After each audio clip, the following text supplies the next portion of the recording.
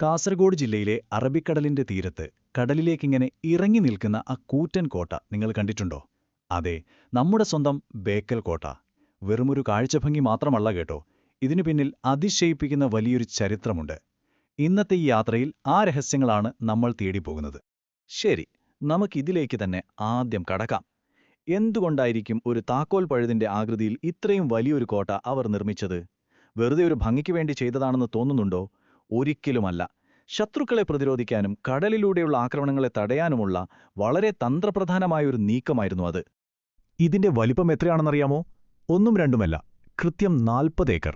അതെ, 40 ഏക്കറിലായിട്ടാണ് ഈ കൂറ്റൻ കോട്ട പരന്നു കിടക്കുന്നത്. കേരളത്തിലെ ഏറ്റവും വലിയ കോട്ടകളിൽ ഒന്നാണിത്. ഇത്രയും വലിയൊരു പ്രദേശം സുരക്ഷിതമായ മതിലുകൾക്കുള്ളിലാക്കാൻ അന്നത്തെ കാലത്ത് എത്രമാത്രം കഷ്ടപ്പെട്ടിട്ടുണ്ടാവുമെന്ന് ഒന്നോർത്തു നോക്കൂ.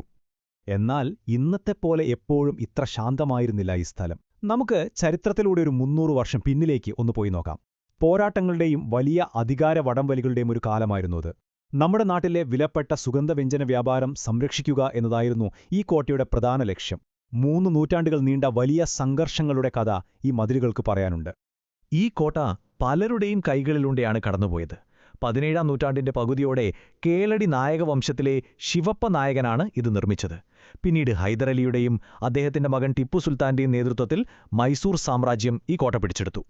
അധികം വൈകാതെ 18-ാം നൂറ്റാണ്ടിന്റെ അവസാനത്തോടെ ബ്രിട്ടീഷ് ഈസ്റ്റ് ഇന്ത്യ കമ്പനിയും ഇവിടെ എത്തി. കടൽ മാർഗമുള്ള നീക്കങ്ങൾ നിരീക്ഷിക്കാൻ ഇതിലും മികച്ചൊരു സ്ഥലം വേറെയില്ലെന്ന് ഈ വമ്പൻ സാമ്രാജ്യങ്ങൾക്കെല്ലാം നന്നായി അറിയാമായിരുന്നു. സൈനിക വാസ്തുവിദ്യയുടെ, അതായത് മിലിറ്ററി ഡിസൈനിന്റെ ഒരു മാസ്റ്റർ ക്ലാസ് തന്നെയാണ് ബേക്കൽ കോട്ട. കരിങ്കല്ലിൽ തീർത്ത ഈ കൂറ്റൻ നിർമ്മിതിയിലൂടെ നടക്കുന്നത് ഒന്ന് മനസ്സിൽ കണ്ടുനോക്കൂ. ശത്രുക്കൾക്ക് പെട്ടെന്നൊന്നും ഉള്ളിലേക്ക് കടക്കാൻ കഴിയാത്ത വിധത്തിലാണ് ഇതിന്റെ ഡിസൈൻ. അന്നത്തെ എഞ്ചിനീയർമാർ കാണിച്ച ബുദ്ധി അപാരം തന്നെയാണ്, അല്ലേ? ഇതിലേറ്റവും കൗതുകകരമായ കാര്യം എന്താണെന്നാൽ, വാസ്തുവിദ്യയിലെ ഒരു ഗംഭീര കോമ്പിനേഷൻ നമുക്കിവിടെ കാണാം. പരമ്പരാഗത ഇന്ത്യൻ ശൈലിയുടെയും ഇസ്ലാമിക വാസ്തുവിദ്യാ ശൈലിയുടെയും വളരെ മനോഹരമായ ഒരു സംഗമമാണിത്. പല സംസ്കാരങ്ങൾ കൂടിച്ചേരുമ്പോൾ എങ്ങനെയാണ് ഇത്രയും ശക്തവും മനോഹരവുമായൊരു നിർമ്മിതി ഉണ്ടാകുന്നത് എന്നതിന്റെ ഏറ്റവും മികച്ച ഉദാഹരണമാണ് ഈ കോട്ട. പ്രതിരോധത്തിനു വേണ്ടി എന്തൊക്കെയാണ് ഇതിനുള്ളിൽ ഒരുക്കിയിരിക്കുന്നതെന്ന് നോക്കാം. തന്ത്രപ്രധാനമായി സ്ഥാപിച്ചിട്ടുള്ള കൊത്തളങ്ങൾ, ആവശ്യത്തിന് വെള്ളം സൂക്ഷിക്കാൻ വലിയൊരു കുളം, ശത്രുക്കൾ വന്നാൽ രഹസ്യമായി രക്ഷപ്പെടാനുള്ള ഭൂഗർഭ തുരങ്കങ്ങൾ, പിന്നെ നടുവിലായി ഒരു വലിയ നിരീക്ഷണ ഗോപുരവും. മാസങ്ങൾ നീളുന്ന യുദ്ധങ്ങളെ അതിജീവിക്കാനും തീരദേശ സുരക്ഷ ഉറപ്പാക്കാനും ഈ സംവിധാനങ്ങൾ അന്ന് അത്യന്താപേക്ഷിതമായിരുന്നു. ഈ കോട്ടയുടെ മതിലുകൾക്ക് എത്ര ഉയരമുണ്ടെന്നോ? 12 മീറ്റർ! അതെ, ചെങ്കല്ലുകൊണ്ടുണ്ടാക്കിയ 12 മീറ്റർ ഉയരമുള്ള കൂറ്റൻ മതിലുകൾ. കടലിലൂടെ വലിയ കപ്പലുകളിൽ യുദ്ധത്തിനായി വരുന്ന ശത്രുക്കൾക്ക് മുന്നിൽ ഇതൊരു വലിയ പർവ്വതം പോലെ തോന്നിയിട്ടുണ്ടാകും. എത്രമാത്രം ഭയപ്പെടുത്തുന്നൊരു കാഴ്ചയായിരുന്നിരിക്കും അതെന്ന് നിങ്ങൾക്ക് ഊഹിക്കാമല്ലോ. ഇനി നമുക്ക് കോട്ടയുടെ ഹൃദയഭാഗത്തേക്ക് വരാം. അതാണ് നടുവിലായി തലയുയർത്തി നിൽക്കുന്ന ആ വലിയ നിരീക്ഷണ ഗോപുരം. ഇതിന്റെ മുകളിൽ കയറി നിന്നാൽ അറബിക്കടലിന്റെ ഒരു 360 ഡിഗ്രി വ്യൂ നമുക്ക് കിട്ടും. ശത്രുക്കളുടെ കപ്പലുകൾ വളരെ ദൂരെ നിന്ന് വരുമ്പോൾ തന്നെ കാണാനും കോട്ടയ്ക്കുള്ളിലെ സൈന്യത്തിന് പെട്ടെന്ന് മുന്നറിയിപ്പ് നൽകാനുമുള്ള ഒരു ആദ്യകാല വാണിംഗ് സിസ്റ്റമായാണ് ഈ ഗോപുരം പ്രവർത്തിച്ചിരുന്നത്. എല്ലാ കോട്ടകൾക്കും അവരുടേതായ ചില രഹസ്യങ്ങളുണ്ടാകുമല്ലോ. ബേക്കൽ കോട്ടയിലുമുണ്ട് അങ്ങനെയൊന്ന്. അതാണ് ഇവിടത്തെ നിഗൂഢമായ ഭൂഗർഭ തുരങ്കങ്ങൾ.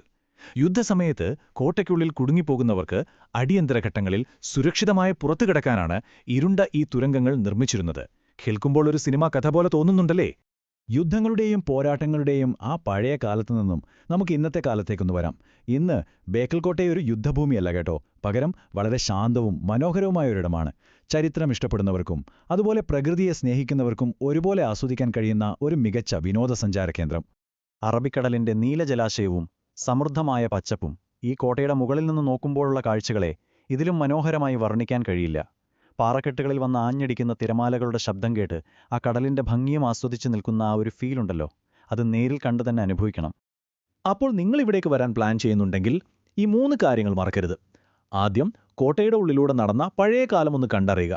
രണ്ടാമതായി ആ നിരീക്ഷണ ഗോപുരത്തിന് മുകളിൽ കയറി കുറച്ച് നല്ല ഫോട്ടോസ് എടുക്കുക. ഒടുവിൽ കോട്ടയോട് ചേർന്ന് കിടക്കുന്ന ബേക്കൽ ബീച്ചിൽ പോയി റിലാക്സ് ചെയ്യാം.